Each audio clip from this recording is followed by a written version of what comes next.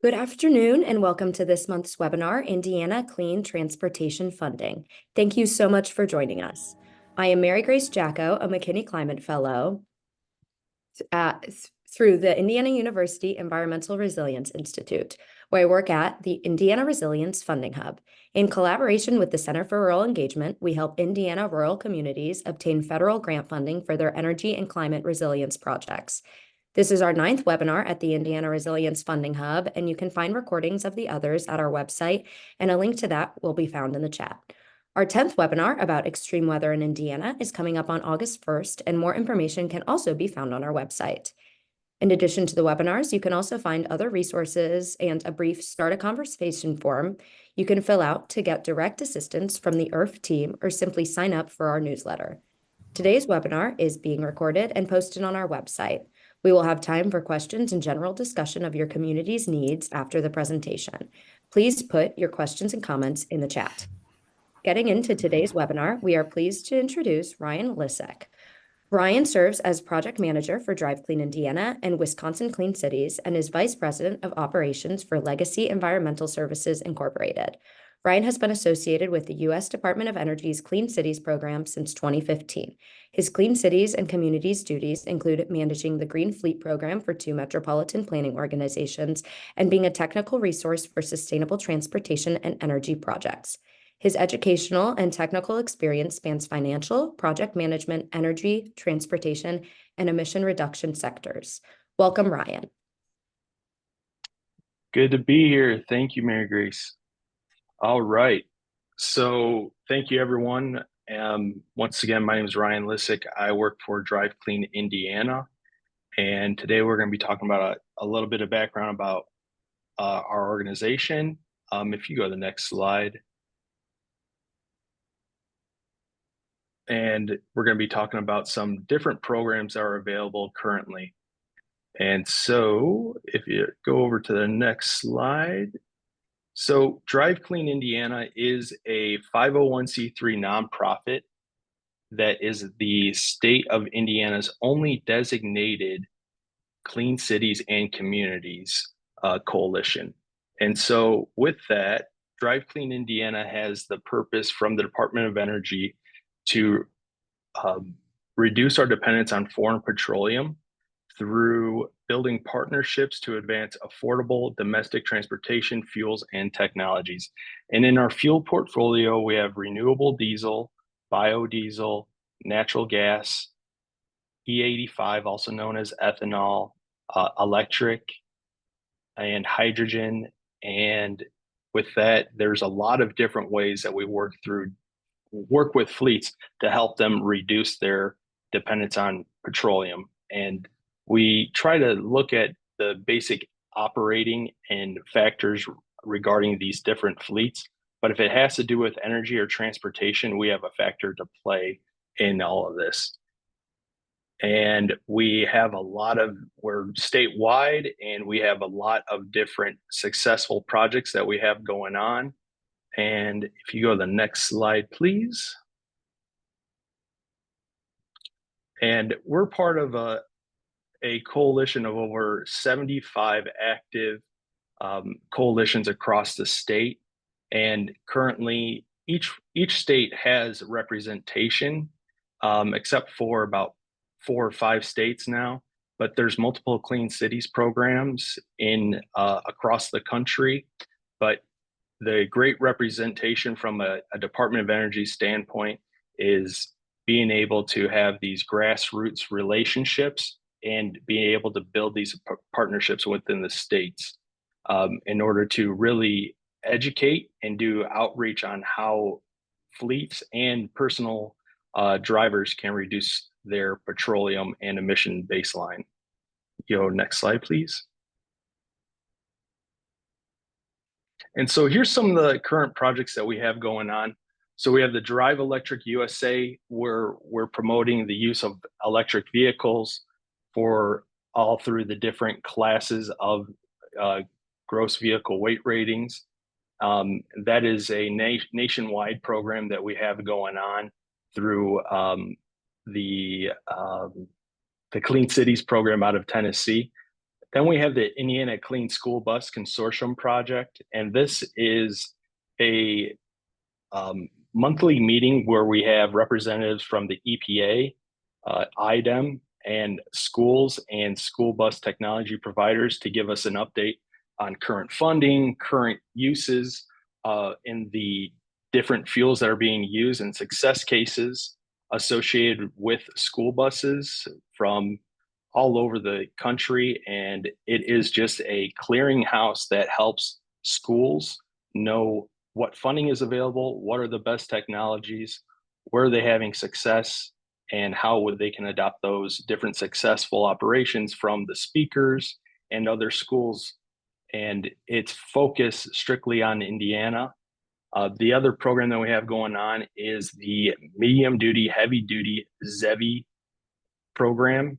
This is an I-80 corridor project that is focusing on development of medium duty and heavy duty vehicles and charging and hydrogen infrastructure along the I-80 corridor.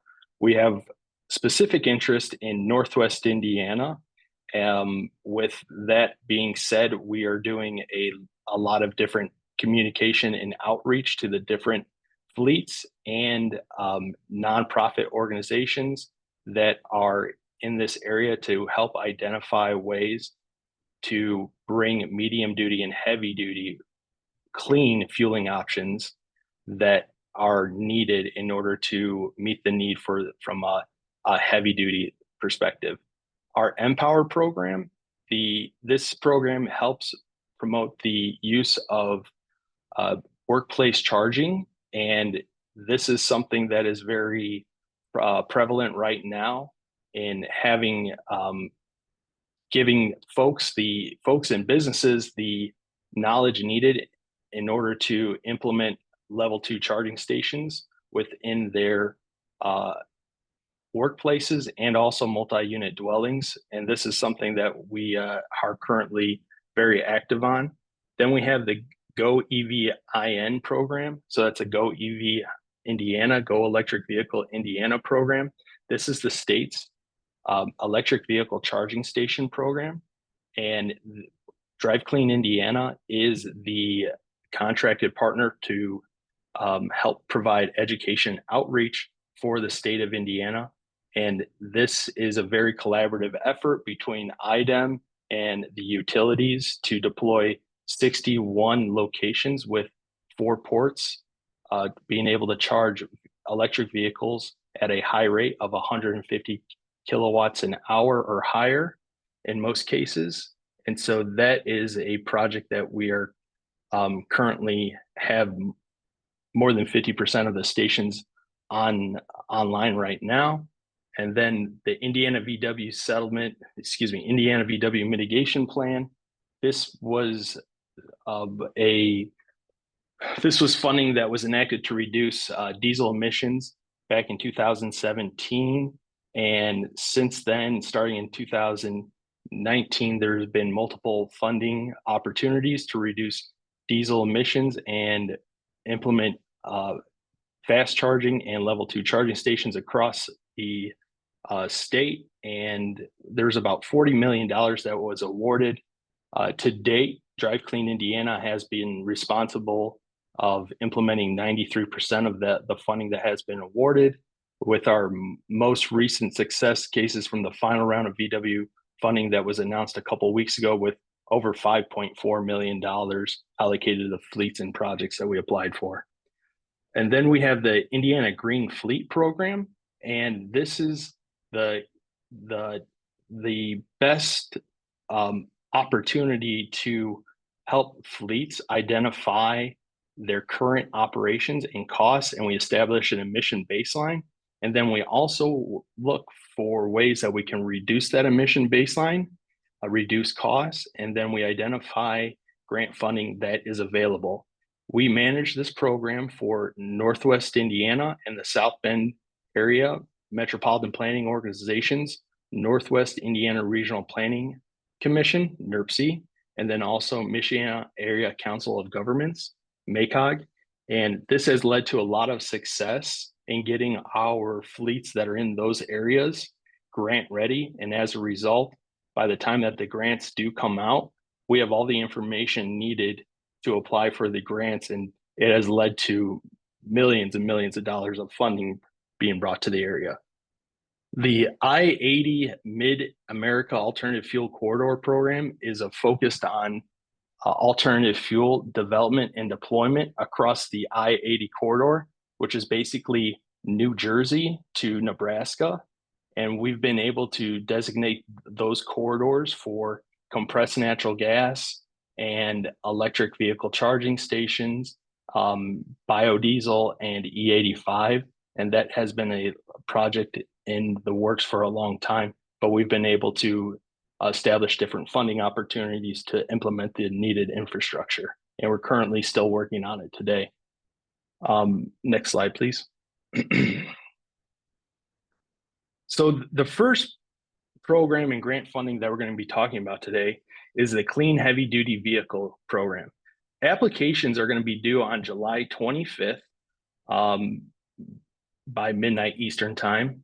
And this is a great opportunity that is just under $1 billion, 932 million, but is the focus of replacing Class 6 and 7 gross vehicle weight rating vehicles with either electric or hydrogen new vehicles.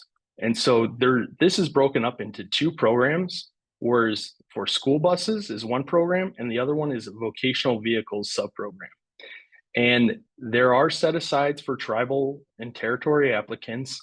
And this has Justice 40 ties to it, with at least 40% of the benefits of this federal funding will go to disadvantaged communities, which is going to equate to about 400 million.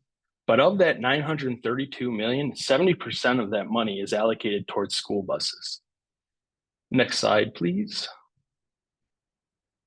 And so with the grant funding, it's all about dates. And this funding opportunity, we are working as a state organization with IDEM through the Indiana Clean School Bus Consortium, to apply for multiple schools as a pass-through, so that the schools don't have to apply by themselves. So we're working on this currently. We have about 50 electric school bus projects, and this is going to be once again due the 25th of this month, so a couple weeks. And then November is when we're expecting notification of selection, and then awards are going to be coming out before the end of the year. And then once you have the awards, projects must be completed and implemented by December of 2027. So kind of like a 2-year project period. Next slide, please. And so once again, there's 2 sub-programs of Class 6 and 7 GVWR, one being school buses, the other one being vocational. You must scrap the existing vehicle as part of the reimbursement package. And just for reference, those weight ratings are going to be from 19,501 pounds to 33,000 pounds. And this is a great opportunity to be able to apply for these clean vehicles and infrastructure associated with it. And we're going to talk next on the next slide about the different allocations that are available. And so in order to qualify, all vehicles, once again, must be Class 6 or Class 7 GVWR and must be fully operational at the time of application submission. And the engine model year must be 2010 or older, but there's some wiggle room on replacing those vehicles or other vehicles that you have within your fleets in order to make sure that it complies with the grant application. So if you don't have a, 15, 16-year-old vehicle in the fleet, because that's a long time to be operating a school bus, there are opportunities where you could replace a newer diesel or internal combustion engine as part of it. And so with that being said, there's a lot of different caveats to this, but at the end of the day, they're looking at making sure that the vehicles are not just in the boneyard, as I like to call it, and haven't been used. They want to have at least 7,000 miles during each of the last 2 years of that the vehicles have traveled, and they want they want to be able to document. So it's all about what you can prove. So being able to prove that they have been used on a regular basis is huge to this application. Next step, please. Next slide, please. So the new vehicles that are going to be paid for and brought in, once again, must be zero emission, electric or hydrogen. And we cannot do conversion. It's got to be new OEM. And the new vehicles must be class 6 or 7. And they must have an engine model year 2023 or newer that is certified to conform with all federal motor vehicle safety standards. And you're only you're only allowed to order the vehicle after notification of the award from the EPA. And the new vehicles must be purchased, not leased or leased to own. And once again, they cannot be retrofitted and or otherwise have installed a power unit or other technology that creates air pollution within the vehicle, such as an unvented diesel passenger heater, and those would not be grant eligible funds and might put the project in jeopardy. Next slide, please. So here's the different allocations that are available through the Clean Heavy Duty Vehicle program.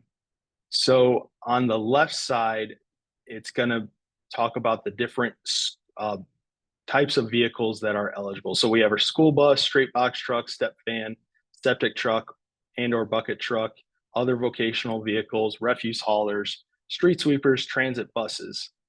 If we're talking about school buses, right now, the funding that is eligible is $280,000 off the purchase of the bus. And it cannot exceed over 75% of the total cost of the bus. And you can include the cost of infrastructure in there as well.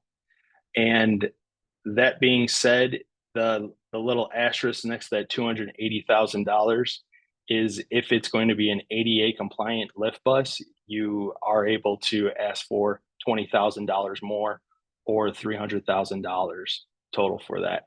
So the other vehicles and the cost share of new vehicles that is covered, I'm really not going to get into it, but that's kind of what we're looking at right now. And once again, that's up to 75% of the total cost of electric school bus and infrastructure plus installation, not to exceed $280,000. Next slide, please. And so this is what is eligible as far from an EPA standpoint from an electric infrastructure and fueling side. So the eligible expenses are going to be your behind the meter. Your ineligible expenses are going to be your front of the meter, meaning how that electric gets into your facility, the different utility distribution networks, the transformers, but up to the meter.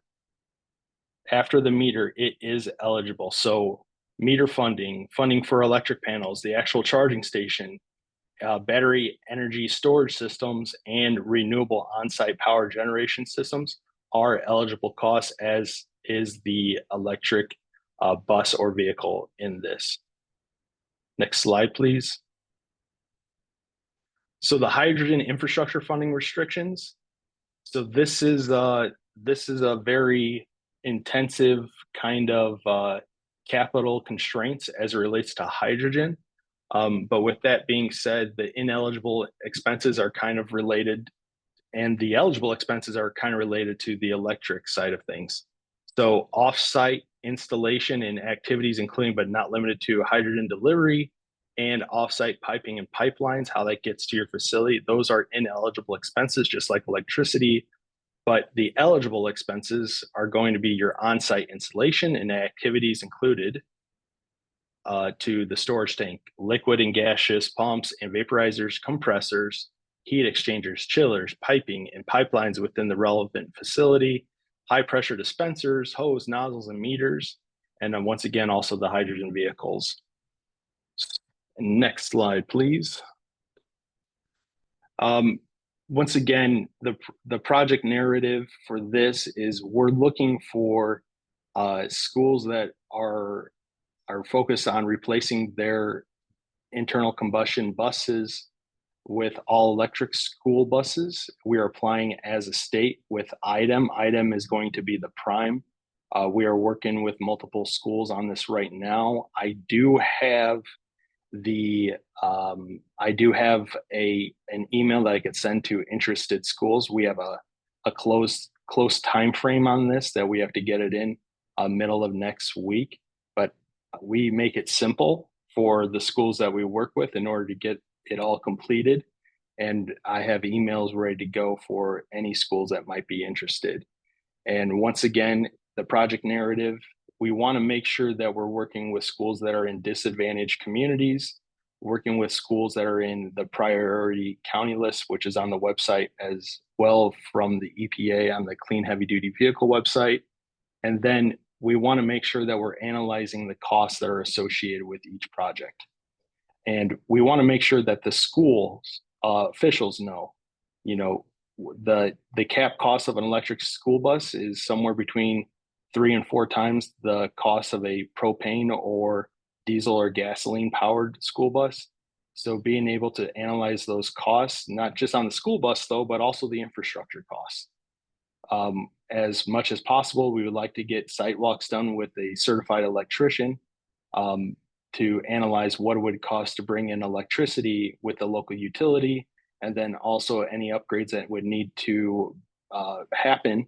And then we'd also would want to know how much the charging stations are going to cost and work through that with the schools on the installation and the operations and maintenance of that, which we do with a lot of our school bus projects that we have completed. We've had a lot of success with electric school buses. An electric school bus does not make sense for every school district. However, there are a lot of schools, I would say the majority of 90% schools, where they do make sense, and we can analyze those different total cost of ownership through our Green Fleet program to help those schools out and implement successful projects. Next slide, please. Once again, timeline.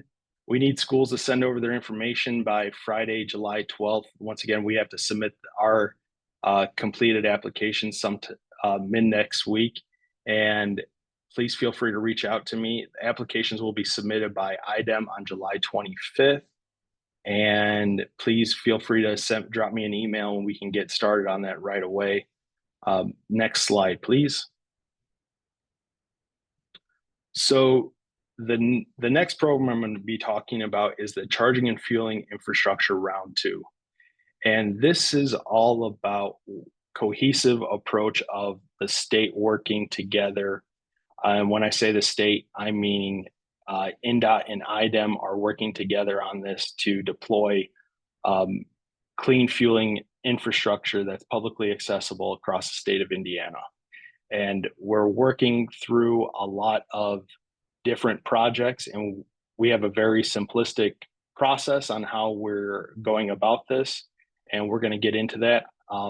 But before, just a quick agenda related to this and the slides that I'm going to be speaking on is we're going to be talking about round 1 and round 2 differences. Once again, this is round 2. We're going to talk about the state of Indiana process. We're going to talk about the timeline, and once again, we'll open it up for Q&A. Next slide, please. So the first comparison between round 1 and round 2 is the round 1 had 700 million available with that was split up between the community and corridor projects. Round 2 has 1.3 billion available, but there's a little caveat there. So it is split up to 400,000 or 400 million or 800 million total for new projects in round 2. And then it has 521.2 million available for previous round 1 applicants who were not successfully awarded. So it did allow that to utilize funding for round one applicants so they don't have to go and develop another application, because these are very intensive to resubmit via email. And those were due by July 1st. So most of those have already been resubmitted. Next slide, please. So in round one and round one, all projects submitted were evaluated for both community and corridor programs, regardless of which program they applied for. In round two, applicants must determine which program they will be applying for and their proposed work selection criteria and budget requested to reflect that choice. To apply for both programs, applicants may do so in either separate applications or a combined application. However, the above distinctions must be identified. Ultimately, this means that there's going to be more openness, and it's going to minimize the confusion of the applications and the projects, and it's going to be a more accurate scoring and more distribution of funding and quicker implementation of projects as opposed to round one. Next slide, please. So once again, there was 700 million that was allocated in round one, and only 622.57 million was awarded. There's a total of 2.5 billion available in CFI funding over 5 years. So we're going to be seeing some more funding available in the future, knock on wood, in case anything changes with the new election. However, with that being said, this is just a breakdown of the current funding that is available. Once again, it's about $1.3 billion for that was allocated for this round two, but of that, 521 million is allocated to past projects. So there's only $800 billion available for round two new projects. Next slide, please. And with round one, just another comparison here, there was no limit on the pages. In round two, the narrative documentation must not exceed 25 pages, and that's including your project narrative, information, merit criteria, project readiness, and environmental risk. And for what that means is that it's just going to be easier for the applicants to consolidate a proposal, and that you don't need to put 100 pages together. Next slide, please.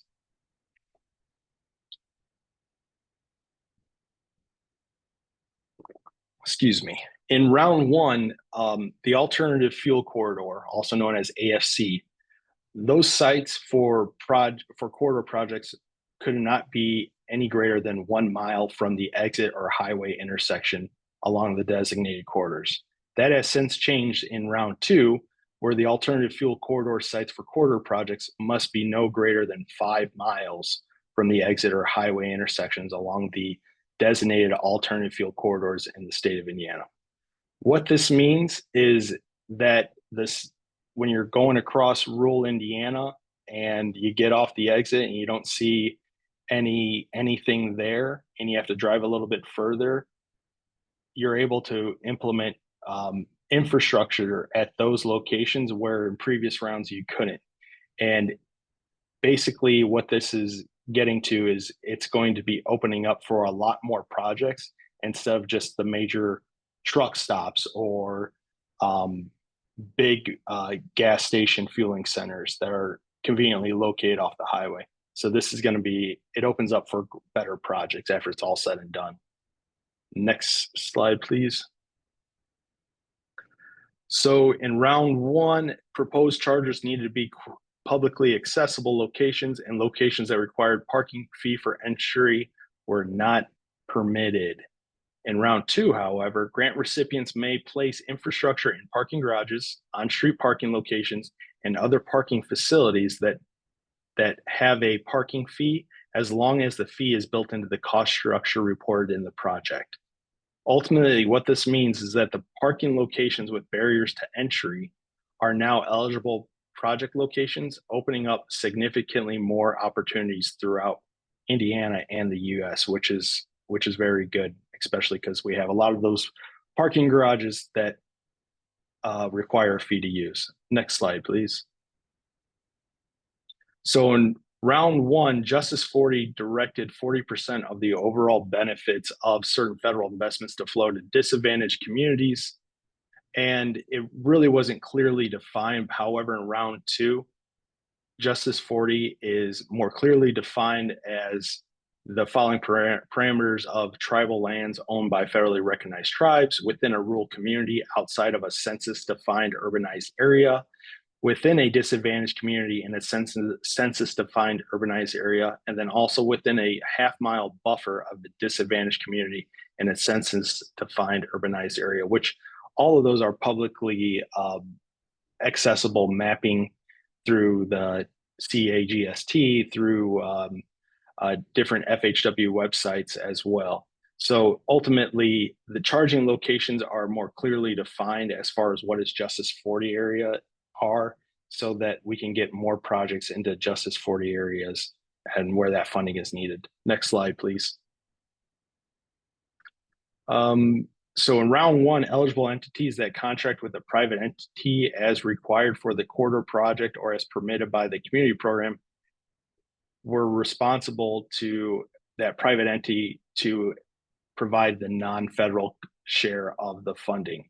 In round two, the applicants are not in violation on the grant agreement if they make a substantial effort to require private entities to pay for the non-federal share and are unable to execute the contract.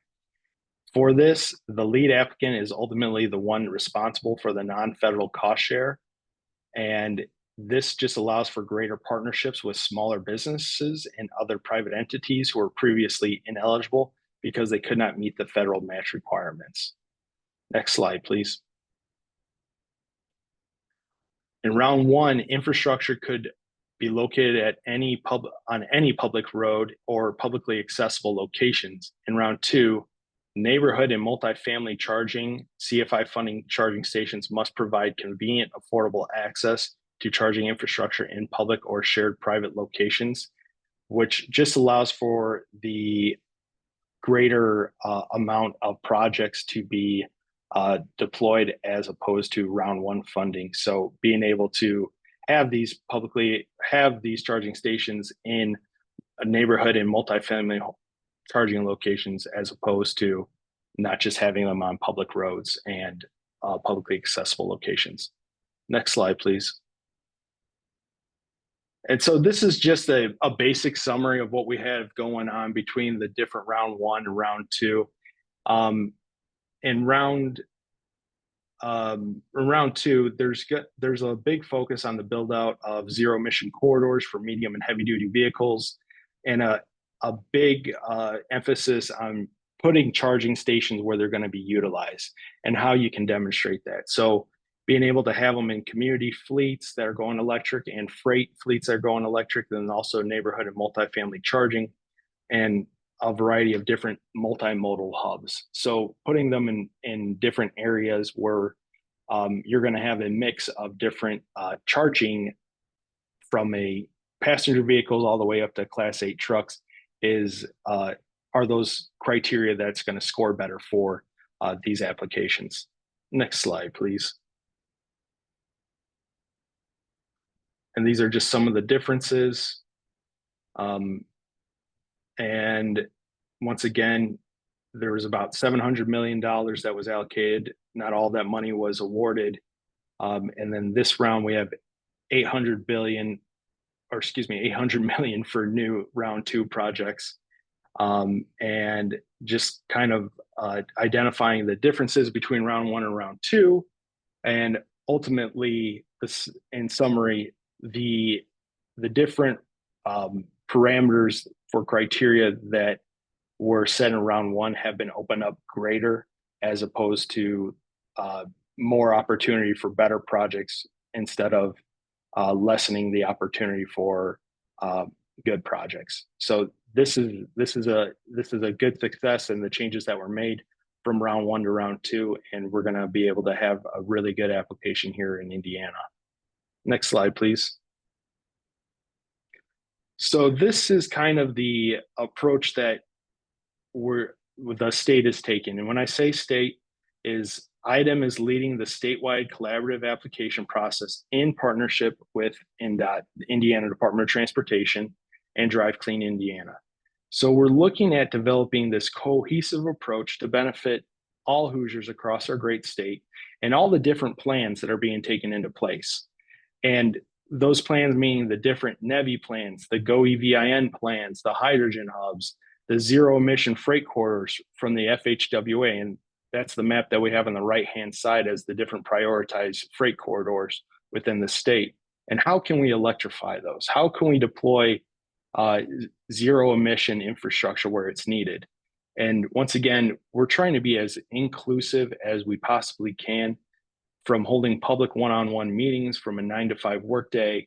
And if you would like to schedule something outside of work, because we know not everyone has the accessibility to meet during the workday to have one-on-one conversations, we're available to do that. So please feel free to reach out to myself or anyone else at our organization, or also IDEM. And then we're going to be prioritizing projects in disadvantaged communities, also known as DAC. And once again, this is a census-defined urbanized area, rural community, and within a half-mile buffer of a disadvantaged community in a census-defined urbanized area. And that is really important because everyone needs to have access for all. We want to be inclusive of everyone, and being able to have that access in those needed communities is ultimately what's really going to drive further adoption of cleaner transportation models. Next slide, please. So in discussing the different alternative fuel corridor gaps, on the map on the right-hand side, we have our electric vehicle alternative fuel corridors round 1 through 7. And this is a majority of all of the major highways across Indiana and interstates. In addition, we also have Route 41 from Hammond all the way down to Evansville. We have Route 30 from pretty much Maryville, Indiana, all the way to Fort Wayne, excuse me. And then the major corridors. And specifically, we want to make sure that we're identifying these yellow highlighted areas that are the different Justice 40 disadvantaged communities, and making sure that we're working to deploy charging stations where they're most needed, especially in these communities and in the corridors. After it's all said and done, this is extremely important to our state, and this is something that we want to be working with communities and with eligible disadvantaged business entities across the state, from either hosting and owning or also being included on the actual installation and maintenance of the projects. Next slide, please. So once again, we're having statewide collaborative priorities, and we want to make sure that ultimately this is going to improve air quality and quality of life for all Indiana citizens, or in this case, Hoosiers. And if it's going to be a community or a corridor application, we're leaving that up to the folks that are providing input for these different projects. And one of the things that we have currently open is the CFI intake form. And I just dropped it in the chat for everyone. But if you go to the GO EVIN website, you're going to be able to submit different projects that you're bringing to the table, or if you want to have a call to discuss your project, now is the perfect time to do so. And we want to put these across the state. We want to work with closing the gaps along the corridors, and the focus is going to be on zero emissions. And we want to work with as many business entities and disadvantaged business entities that pay taxes in Indiana, and we want to have a project that's going to benefit the state for years to come. And as you can see in the map to the right, that is just the disadvantaged communities that are squared off there across our state. Next slide, please. So just discussing the process and steps, please go to the GO EVIN website, and I dropped the link in the chat. You need to provide your interest before July 24th. and you'll be contacted by someone from the GoEVIN team to discuss your merit criteria to start completing the required forms and kind of scope of work. But the reason why we have that project intake form is kind of qualify different projects, because everyone wants a charging station, but they don't know where to put them or who's going to own them. And so we want to get the folks that are interested into developing what that project scope of work is. What are the costs of electric upgrades, hardware, software, operation, maintenance, and other operating costs? Who's going to be the actual site owner for this? And if the applicant is not the site host owner, you'll need to provide a third-party applicant that will need to provide a copy of the 5-year commitment and lease in order for you to be included in your program with the site host. And who's going to provide the minimum 20% cost share, and where are those funds coming from? And there's some different compliancy issues with federal funds. And is the equipment being proposed Build America, Buy America, or BABA compliant? Is your project equipment consistent with NEVI requirements? Does your project location meet the minimum NEVI requirements? And kind of what is your project timeline? So those are all things that need to be considered in order to just saying that you're hoping to get a charging station. Next slide, please. So here's some more key dates.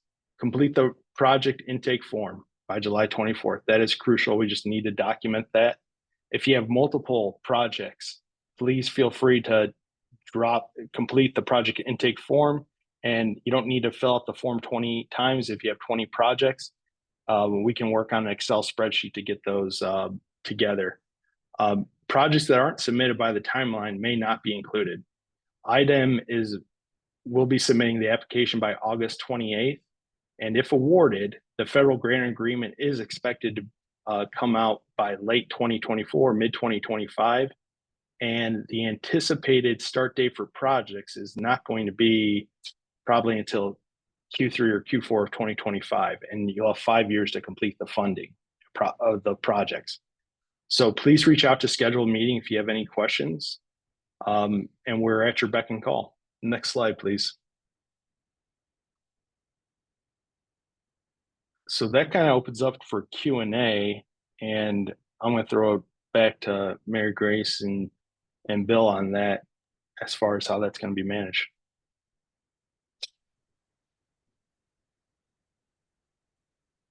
Thank you so much, Ryan. We will now have an opportunity for the audience to ask any questions and general comments in the chat.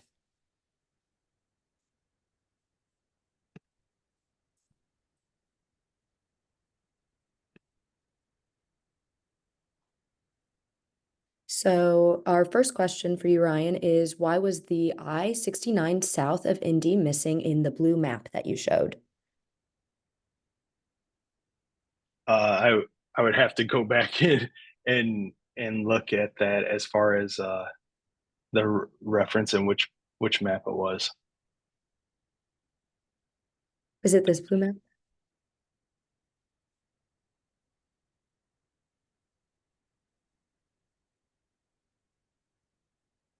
It might be another blue map. If it's that map, that is that map is designated by the FHWA as far as the freight corridors, and what is minor and major corridors is represented on this. So I-69, depending on truck traffic, probably did not meet the daily average traffic volumes that are needed to be considered a freight corridor, excuse me. Thank you. It's a good question.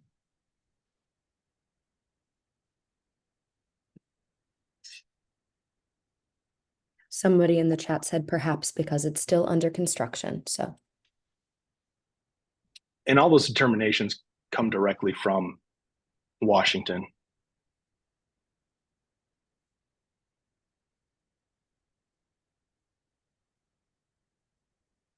Do we have any more questions?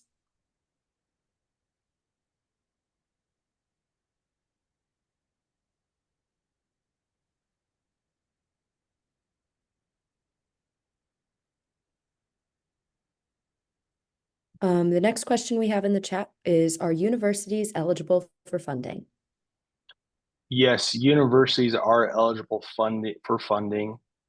And as I had said before, IDEM is taking the state lead in partnership with INDOT to apply for these, and cities, municipalities, and state departments are the only eligible entities. So instead of having multiple applications from the state, the state initiative is to work in a cohesive approach. So yes, if universities are interested in having charging stations, yes, they would be eligible for funding and project inclusion.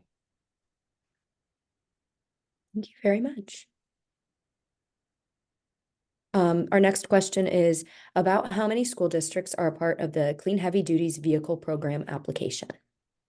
Right now we have 7, and excuse me, we have about 7 and willing for more. It's there's just some different prioritizations that have come through with previous grant applications.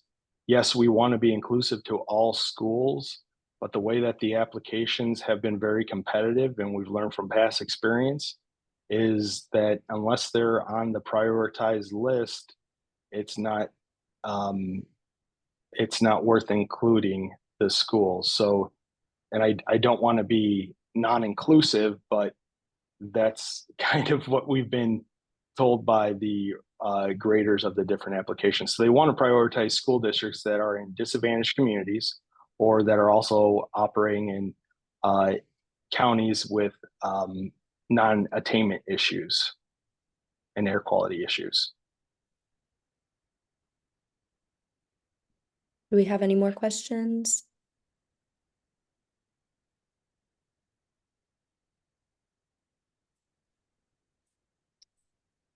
Alrighty, well, thank you all for joining us today. Before we wrap up, please make sure to mark your calendars for our next webinar on August 1st at 1 p.m., which is titled Extreme Weather in Indiana, to join us to learn more about these weather events in Indiana.